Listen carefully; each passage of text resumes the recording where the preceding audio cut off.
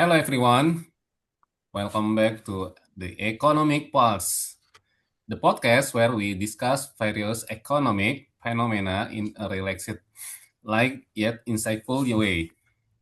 I'm Rosido, and as usual, I will accompany you for the next 10 minutes or so. Friends, I want to start with a simple question.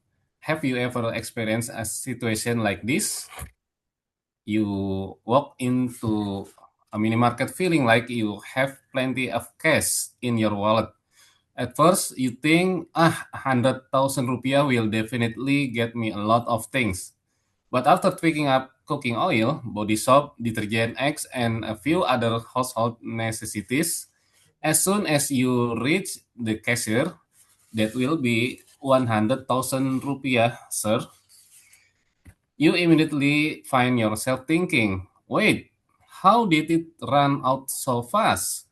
If you have ever felt that way, you are not alone.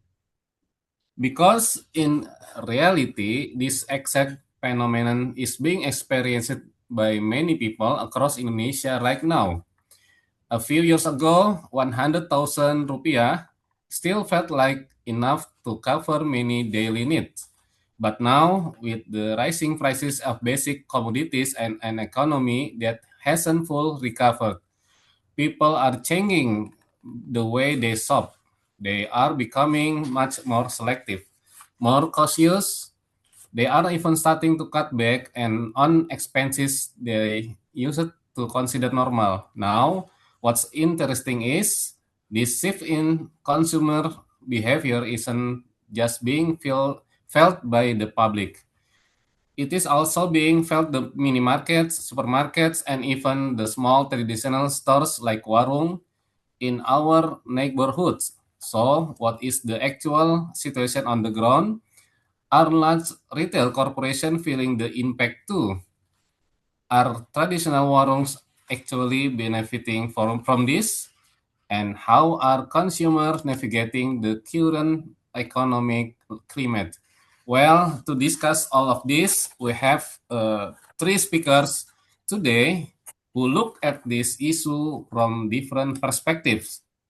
First, we have Mr. Dani, the Regional Operation Manager of Alfamart. Welcome, Mr. Dani. Good afternoon, Mr. Rosido. Thank you so much for the invitation.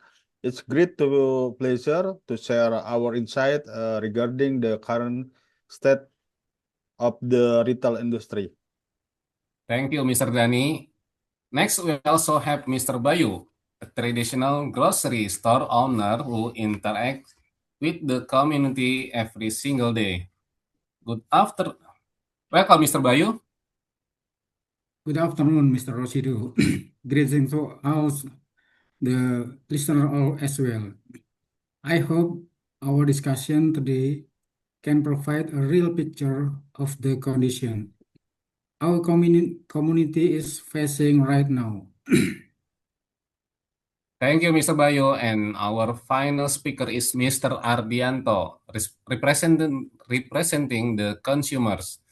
Because at the end of the day, those who feel economic shift the most are the consumer themselves. Welcome, Mr. Ardianto. Good afternoon, Mr. Rosido. Thank you for having me.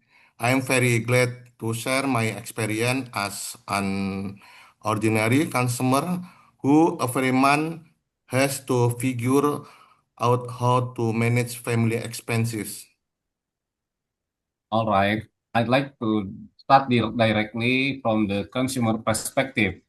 Well, Mr. Ardianto, if you can completely honest, are you also one of those people who now often says 100,000 used to buy a lot, but now it feels like it just passes right through?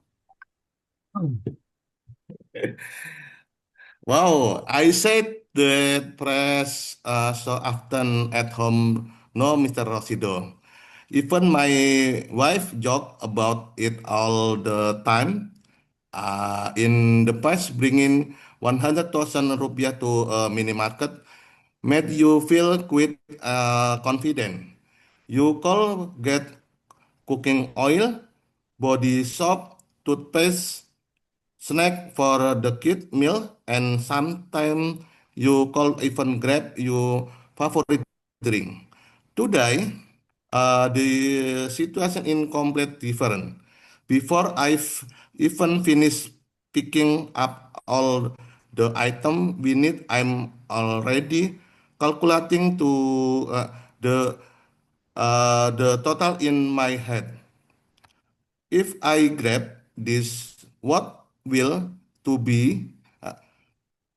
Is this brand too expensive? What if we hold off and on the kit snack for now? So nowadays, shopping is no longer just about costing item. It's really require a strategy. Very interesting. So it means people are no longer buying what they want, but rather buying only what they truly need. Exactly. Right now, the top priority is basic necessities.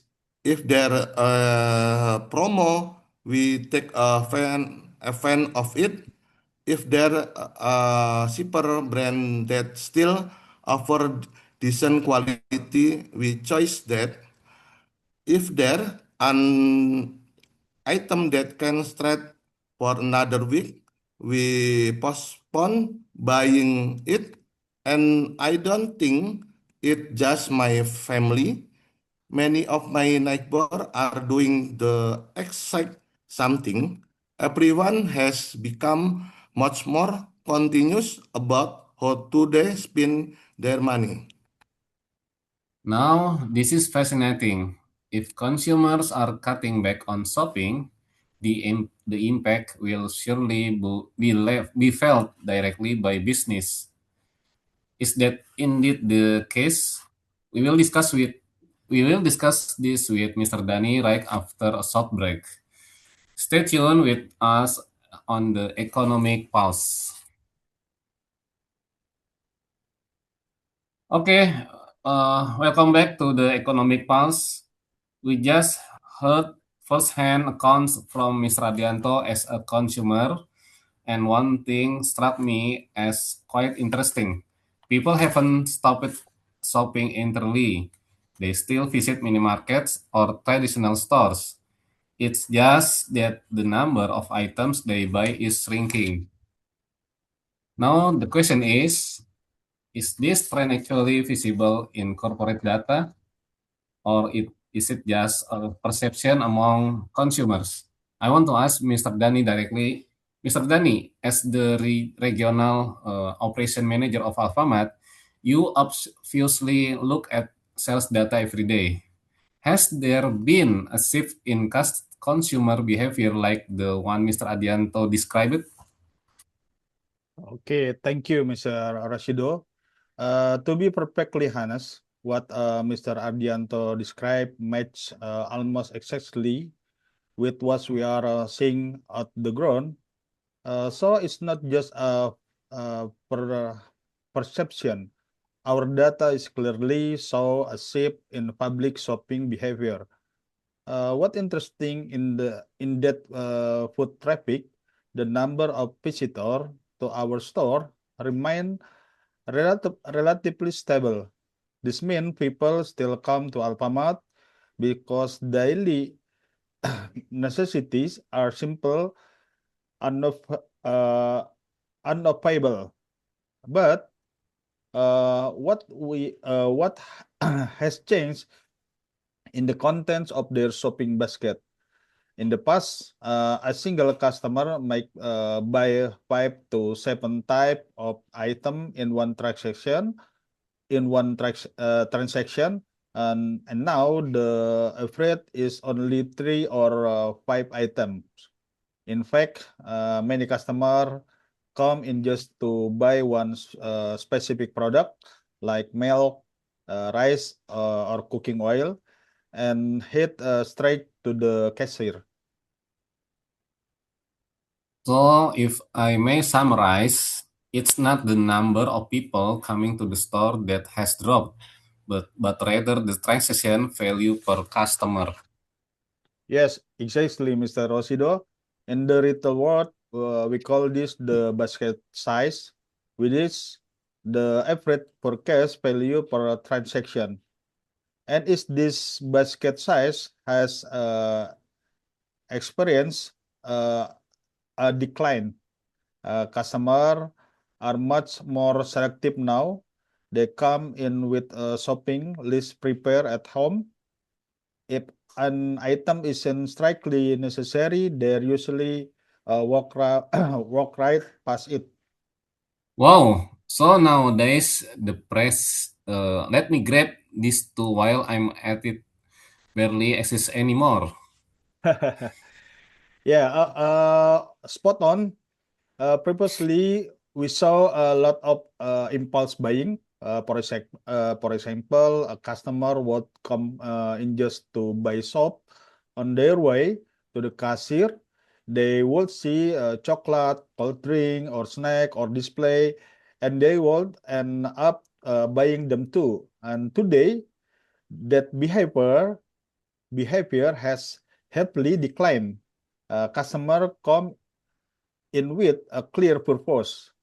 They grab what they plan to get and hurry straight to checkout. Incredibly interesting. Personally, I have started feeling that way too. Now, before walking into a mini market, I often check the notes on my phone first. I'm afraid that if I shop without a list, I'll end up buying things I don't actually need yet. Is it right, Mr. Dani? Yes, I think it's not just you, Mr. Resido. Many family are doing the exact same thing now. We even see customer comparing price in the great detail. Some open the Alphagip apps beforehand. Other compare promo between different mini market like sea blue and sea green before deciding to buy. This means customer today are much smarter in making decision.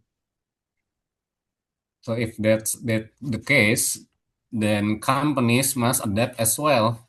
Because if your sales strategy is still the same as it was a few years ago, it might be to keep up with these changing consumer behaviors. Yes, absolutely, Mr. Rosido. In the retail industry, adaptability is key. We cannot expect the market to go back to how it used to be. Instead, we must adjust to what our customer need right now. For instance, we have start offering more product in smaller size. This is because some customer generally need to product but can afford to buy the large size option. In addition, we are boosting the sales of Alfamart prepaid label product, and the product maintain high quality but are about 10 to 15% cheaper than national brand. Options like this have proven to be quite helpful for the people looking save money without sacrificing quality. So it's no longer just about selling products, but also about helping customer find a solution that fit their budget. Yes, exactly. We want our customer to still to be able to meet their daily need. That's why we are increasingly active in offering promo through our digital apps, loyalty program, shopping voucher, and discount on basic necessaries. Our hope in simple, when times are tough economically, the community can still shop more affordably. I think that strategy is very compelling because nowadays a promo is no longer just a bonus. It has become one of the primary consideration before someone decides to shop. I often hear my friends say, check the app first, so if there are any promos. How Very about Mr. true. Budi? Some customer even intentionally wait for the specific promos before buying their monthly supplies. This show that Indonesian customers are becoming more rational in managing their expense. And for us business, it serves as both a challenge and motivation to keep providing added value to our customer. Fascinating. We just heard how modern retail companies are adapting to changing consumer habits, but what about traditional warungs? Many people assume that when people become thriftier, some small neighborhood stores become the go-to choice because they are more flexible. Is that true? Or are warungs facing the exact same pressure? We will discuss this with Mr. Bayu right after a short break. Stay tuned with us on the Economic Pulse. Welcome back to the Economic Pulse. We've heard how modern retail has to adapt to shift on consumer behavior. Now let's look at the situation from a perspective that is perhaps closest to everyday community life, the traditional warung. Many believe that when times are tough, people shop at warungs more often. The reason are simple. They are close by, purchasing is more flexible, and sometimes you can even buy on credit. But does this situation actually benefit warung owners? Or, or are they facing challenges that are just as heavy? Mr. Bayu, what has your experience been like over the past few years? Okay, thank you, Mr. Rosido. If anyone thinks warung are enjoying high profits because people are flocking back to shop there, I'd say that's not quite accurate. It's true that customers are still coming, but their shopping patterns are completely different from before. If customers used to buy a whole pack of coffee, now they only buy 2 or 3 sachets. If they used to buy a whole box of instant noodles, now they just get 4 or 5 packs. The same goes to cooking oil. Many choose the small patch so that the out of pocket cost isn't too high. So in reality, public purchasing power has truly shifted. So the actual amount spent per customer is getting smaller, sir. Exactly. I've even had customer come in and say, "Sir, I only have 20,000 rupiah left. What can I get that's enough to feed us today?" As a merchant, it breaks my heart because I see firsthand how people today truly have to count every single rupiah they spend. Wow, that price is quite touching. It means that it's not it it mean it means that it's not just shopping habits that have changed, but how people manage day-to-day survival. Yes, sir. In the past, people come to the warung to browse and choose. Now, they come and calculate. Sometime before even picking up an item, they open their wallet first. Then they start mental math.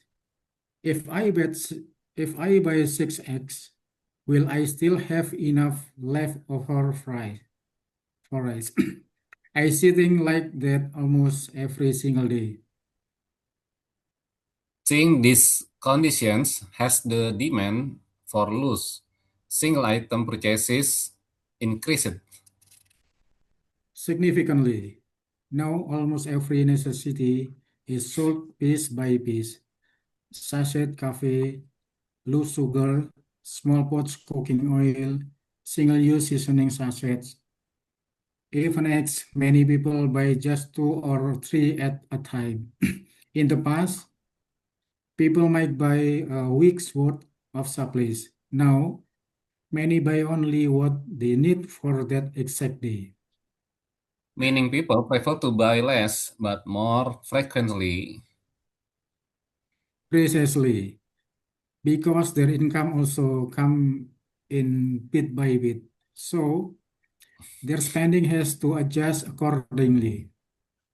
Now there is one thing people often talk about. They say when the economy is tough, the credit logbook, Indonesian buku utang at the warung gets full again. Is that actually how it is, sir? If I'm being honest, yes, that's exactly how it is. I often joke with my wife about it. The ticket thing in our store right now isn't the product inventory. It's our credit logbook. How do you navigate that? Because on one hand, you want to help your neighbors, but on the other hand, your business still needs to survive. Now that is the hardest part. Most of my customers are my own neighbors. I've known them for a long time. So when they come and say, Mr. Bayu, can I pay next week? I feel terrible to just say no, especially since I know they are genuinely going through a rough patch. But if I give credit to everyone, sooner or later, the store capital will dry up. Ultimately, I have to draw a line. For customer I have known for years, of course. I still help them out, but everything still has to be careful, calculate so this business can keep running. So warung is actually more than just a place to shop.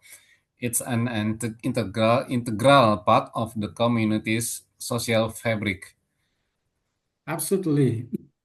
Sometimes customers don't just come to buy things. They share stories about their jobs, their kids' school fees, and how hard is to make ends meet. As a warung owner, I'm not just selling goods. I often end up being a sounding board for the community. Very interesting. Mr. Adianto. Halo, Mr. Adianto. After hearing Mr. Bayu's story, do you also feel that warung still play a very critical role? Extremely critical, Mr. Rosido. I still shop at warung frequently, especially when it nearing the end of the month. For example, if I only need 2 eggs, one pack of instant noodle, or a single sachet of sweet soy sauce, going to mini market for the feel impractical. Whereas at warung you can buy exactly what you need. So, in my opinion, warung have advanced that modern retail simply doesn't process. Thank you, Mr. Adrianto. That is exactly what we strive for. We want our customer to feel comfortable. If you only need one sachet of coffee, please go ahead. If you only need 2 cloves of garlic, we will gladly serve you because we understand the condition people are facing right now. If I may add a little bit, Mr. Rosido. Please, Mr. Dani. Okay, in modern retail, we don't view warung as a competitor that we need to defeat. In fact, I believe we shop different rules. They are need that are better met by a mini market, and they are need that are much more effectively served by a warung. The most important things in that the public can still get their basic necessaries easily and at affordable price. At the end of the day, our goal is the same, to serve the community. I love that perspective. It means it's not about who wins or loses.